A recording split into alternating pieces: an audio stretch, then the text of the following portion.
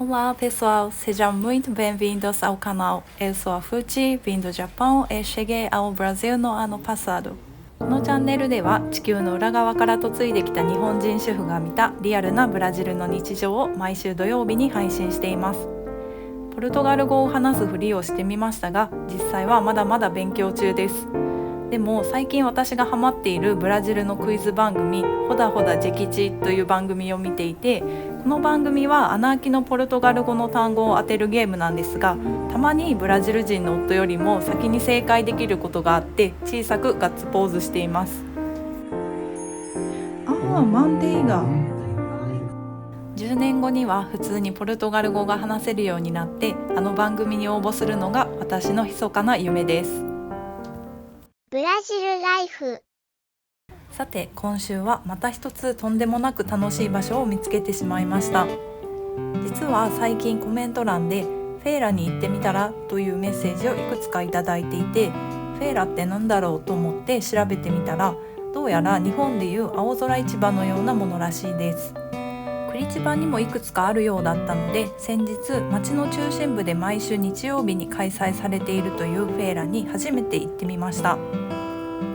私の中で青空市場といえばせいぜい 2,30 店舗ぐらいでハンドメイドの雑貨とかちょっとした地元の名産品があるイメージだったんですが、現地に着いた瞬間その規模にびっくりしました。終わりが見えないぐらいどこまでも続くオレンジのテント、ヨーロッパのようなレトロな街並み、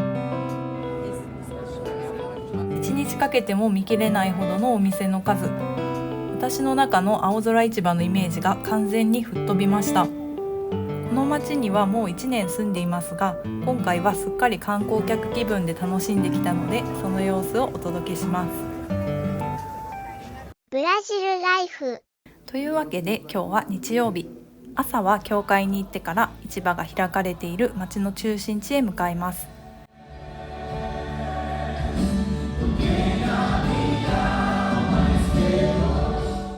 ブラジルに来て驚いたことの一つが路上駐車の多さです。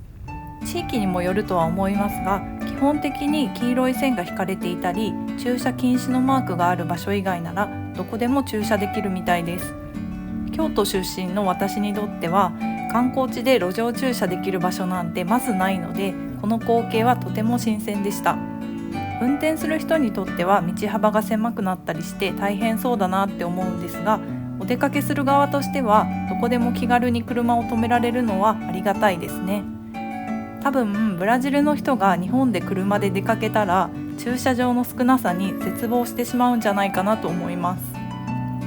それから面白いのが、ブラジルでは日曜日には街中の小さなお店はほとんど閉まっていて、大きなショッピングモールも午後からオープンするところが多いです。日曜の朝は家でゆっくり過ごす文化なのかなと感じます。個人的には静まり返った日曜日の午前中の街を歩くのがすごく好きです。そしてブラジルで気に入っていることのもう一つが、街のあちこちに新しい木がたくさん植えてあることです。私は植物マニアでもないし、もともと草花をめでたりするようなタイプではなかったんですが、ブラジルに来てからは道端で見かける綺麗な木とか花に自然に目が行くようになって、それがいつの間にか自分の生活の一部になってきています。きっと日本に帰ったらブラジルのヤシの木やフルーツの木が恋しくなるんだろうなって思います。そして皆さんお気づきかもしれませんが、ブラジルは今実は冬です。6月ですが、南半球にあるブラジルは日本でいう12月にあたります。日本のほとんどの人たちはブラジルにも冬がある地域があることを知らないんじゃないかなと思います。私の住むクリチバは最近朝が冷え込む日が多くて、ついに冬物のコートの出番が来てとっても嬉しかったです。日本にいた時はあまり意識してなかったんですが、ブラジルに来て冬服を楽しんでる自分を見て、自分って冬が好きだったんだなと気づきました。とはいえ日中は結構暖かくなるので、日本から持ってきた本格的な冬服の出番がなくて残念です。もっと寒くならないかなと思ったりもしてます。ユニクロのライトダウンに薄手の長袖 T シャツぐらいがブラジルではちょうど良さそうです。街中に来るとこういう壁のペイントも目立ってきます。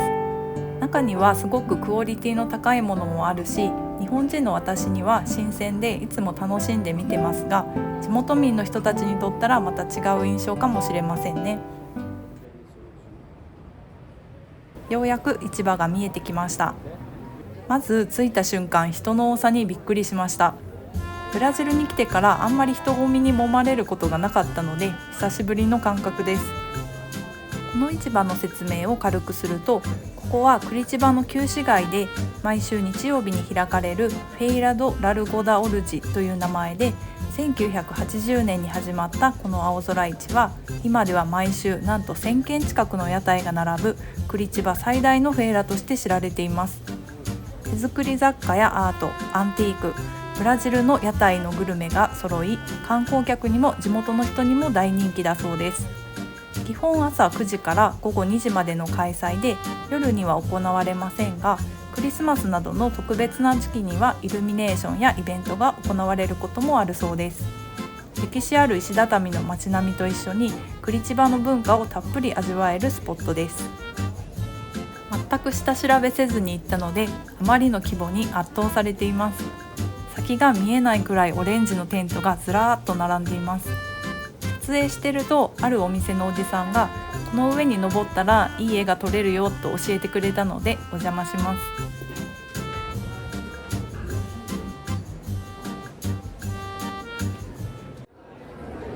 いやー、ブラジルの市場すごいです。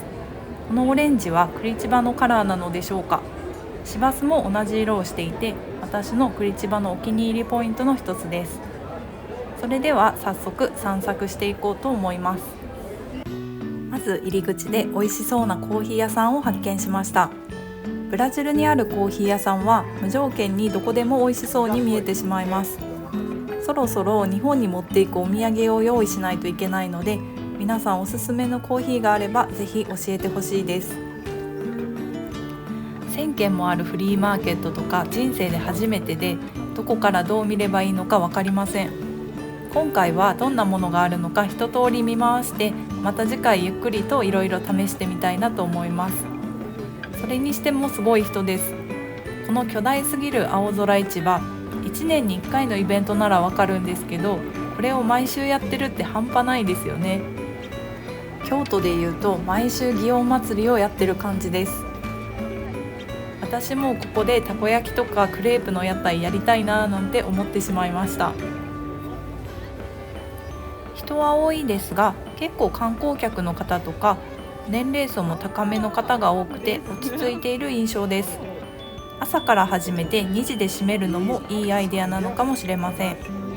この規模のイベントにしては警察の方たちも少ししか見かけないので、比較的安全な場所なのかなと思います。でも念のため外での撮影中はいつも夫に背後で監視してもらってます。ブラジルライフ。日本の皆さん、実はカピバラって南米の動物って知ってましたか？ブラジルでは特に南部の方にたくさん生息してて、私も初めてブラジルに来た時それを知らなくて、公園を散歩してたら茶色くて大きいものが芝生で寝ててびっくりしました。ブラジル人の夫はカピバラの可愛さがあんまりわからないらしく、大きなネズミやんといつも言っていますが、日本ではカピバラっていうと真っ先に思い浮かぶのがあの癒し系のキャラクターかなと思います。実物は見たことがないけど、カピバライコール可愛い動物って思ってる人がほとんどだと思います。この間公園にピクニックに行った時に、カピバラが池をスイスイと泳いでる姿を初めて見て、泳ぎ方がめちゃくちゃ可愛かったです。手作りクッキーのお店も多くて、可愛いデザインがたくさん並んでいます。このクッキー売り場の女性に、あなた痩せてるんだからもっと食べなさいと試食をいろいろ勧められました。そしてふと気づいたんですが、実は私も旦那も前回の1週間の入院の後、2人とも 2,3 キロぐらい痩せてることに気づきました。多分病院食でずっとフェージョンを食べ続けたからかなと思ったんですが、よく考えるとフェージョンって少量でお腹膨れるし、栄養価も高いし、ダイエットに最適なんじゃないかなと思いました。日本でももしかしたらフェイジョンダイエットって流行るんじゃないかなとふと思ったりしました。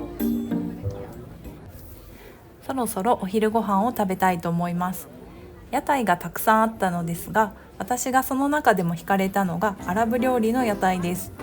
実はブラジルにはレバノンやシリアなどアラブ系の移民の方たちがとても多いみたいで、街中でもアラブ料理のお店をよく見かけます。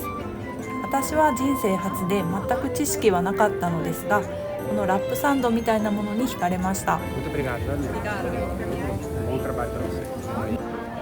外の皮がパリパリで、中にグリルチキンと野菜が入ってて、ガーリックソースをつけて食べるとめちゃくちゃ美味しかったです。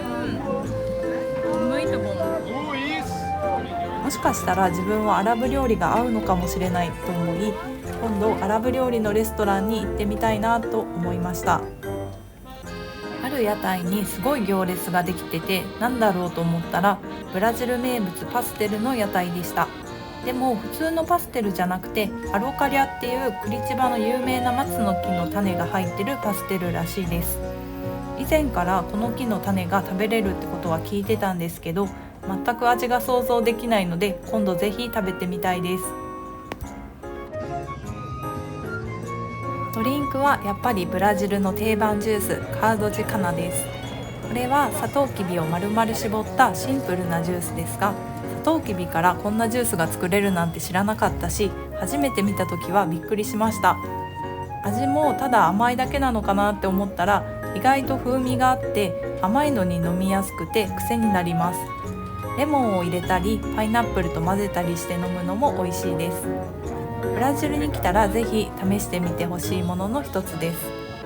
今回はボトルで頼んだのですが、なぜかこのレモン入りのも飲んでみてと言われ、おまけでもう一つもらいました。こんな感じでふとした瞬間おまけが出てくるのもブラジルあるあるなのでしょうか。サトウキビのスティックもついていて、生まれて初めてサトウキビをかじりましたが、なんか甘い割り箸を食べてるようで不思議な感じでした。一方の夫はバカリャウというタラみたいな魚の揚げ物を食べていました。子供の頃おばあちゃんがよく作ってくれてたみたいで大好物だそうです。味はエビせんみたいな味で、お酒に合いそうな味でした。こうやって夫が昔よく食べていたものとか見ていた景色を知るのも私の楽しみの一つです。多分こんなこと言うと笑われそうですが、私の中で夫は人間国宝みたいな存在で、そんな人を生み出したブラジルのことをもっと知りたいっていう思いも、私がブラジルのことを学ぶモチベーションにつながってるかなと思います。